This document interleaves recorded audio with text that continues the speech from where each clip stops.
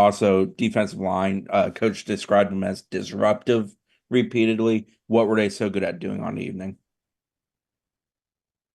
It was good to get out there. A lot of different combinations of people in there, especially in the back seven between linebackers and DBs. So they're all necessary reps.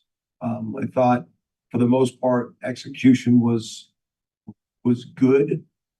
I thought our tackling was sloppy. We made a lot of costly penalties. Um, I don't think we were very disruptive in the pass rush. I thought we were better in the run game. Um, but we hit the target of getting, it was important in this scrimmage, not only get certain people the right reps, but we were going to push with what we were doing. In the spring, you just try to keep it as vanilla as you can and making sure everybody understands the concepts and they play hard and they tackle. We were going to try to push what we were doing today and the execution to make sure, all this, the second group of line of players and the linebacker group that haven't played much for us yet.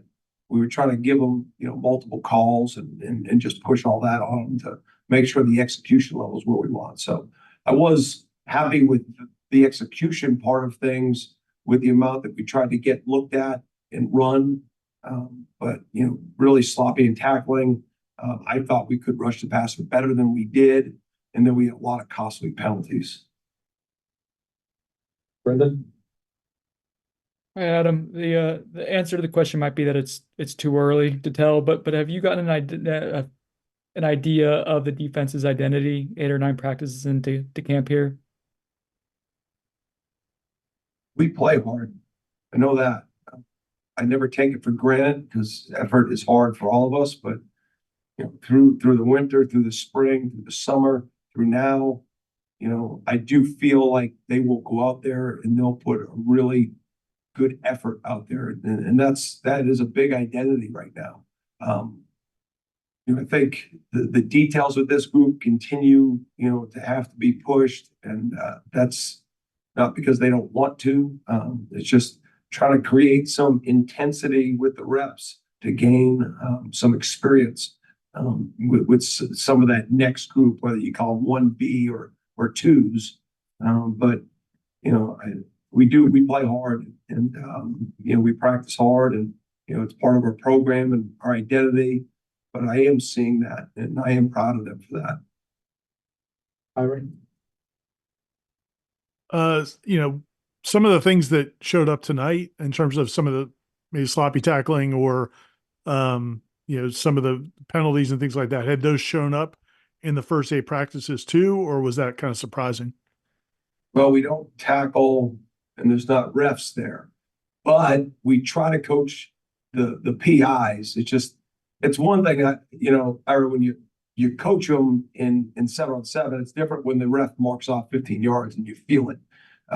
But we're coaching it, and I think it is something that you see some of those wide hands that we got to improve on. We try to be very disruptive in coverage, but you got to do it with discipline and with technique. The tackling, I'm a true believer that there's only so many opportunities to fully bring guys on the ground. I embrace that, though. That's part of how you got to build your team and practice against the offense. So we try to be as creative, as constructive with the drill work that we do. We try to continue to find ways to coach it. But, in some of it, like I thought Sam, ran really, really hard tonight. Singleton. I mean, I was really impressed with his leg drive and running through tackles. But we always got to believe that we control the end result when it comes to tackling, no matter who we play against. It's our job to knock them back and get them on the ground, and we got to make strides. Kurt? Adam, Coach Norvell talked about, I think, a lot of guys, the more known commodities were maybe a little more limited with the rep count tonight. I guess who of maybe the younger guys do you see take advantage of that? And what does, a guy who takes advantage of that opportunity on that stage tell you about how you kind of influence decisions and things like that? Well, I told the defense, we're looking for effort, we're looking for execution, and then we're looking for consistency, and that gives us the best idea of what we're going to get in the middle of the third quarter on a game day, and from week 1 to week 15. And so those are things I tell, if you want to get on the field, play with great effort, execute. Part of execution is not only doing your job, but tackling and making plays on the ball. And then consistency within that. On and off the field, we know what we're going to get out of it. And so those are the things we put forward for them. And you say the young guys, but they're guys like Cam Riley get a bunch of snaps tonight because he needs it. Earl Little, Kevin Noles, guys like that who aren't really young, but guys that need the reps within us. Tomahawk, Darryl Jackson, so it wasn't just a young group. I mean, the young guys for sure, Juice, Blake, they got needed reps. Quindarius Jones, Edwin Joseph, basically the entire safety group outside of Shaheen all needed reps. The Jabril Rawls, so they just we've got a lot of guys that I think can help us. We've got to hit on making sure that we play in those three categories that I named. And so, it'd probably be easier if you name some guys and I give you a little just there's a bunch of names and a lot of reps, that we're continuing to try to push to get better. Okay. Coach, it's only the first scrimmage, but communication is such a big key, I feel like, definitely in the secondary, but overall as a defense. How do you feel communication has been throughout camp and then specifically going into the first scrimmage this evening? It can be better.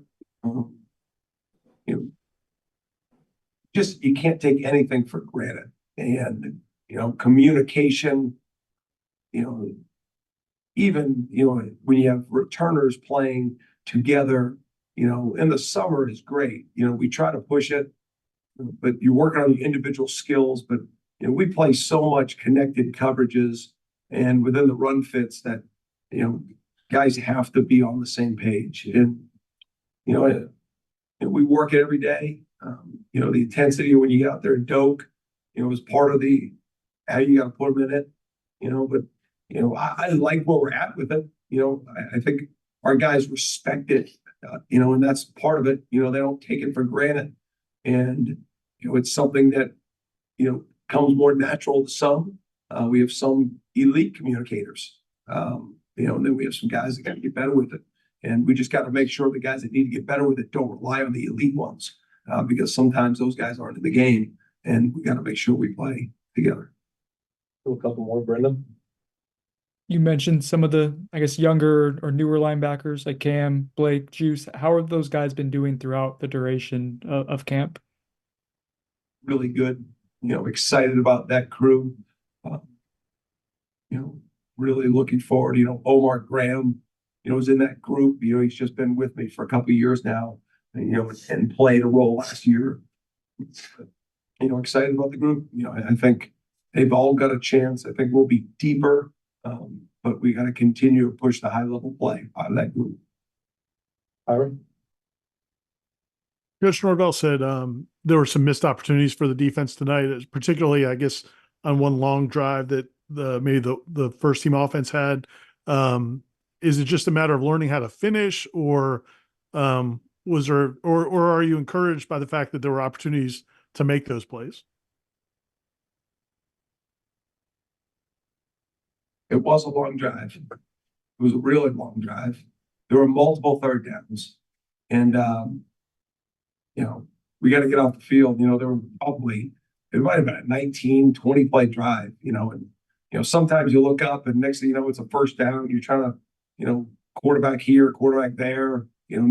But it was just one of those drives. Early in camp, was where you're rolling guys in and out because you're trying not to get guys playing extended minutes. But anytime you have that long of a drive, you got to think you have enough playmakers that you're going to get off the field at one point.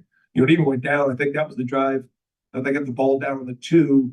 We had them 4 yards deep in the backfield, and Sam broke about 3 or 4 tackles and rolled in the end zone. That's how that drive finished. So, there was a scramble, there was a nickel and dime play. I mean, there were a lot of different. Anytime you go a 19 play drive, there's probably not one time that you had an opportunity on the field, but probably multiple.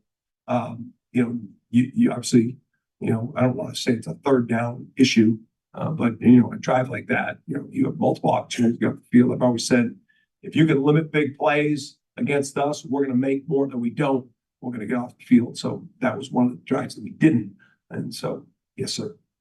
Thank you for bringing that drive up. I appreciate that. Any other questions? Okay.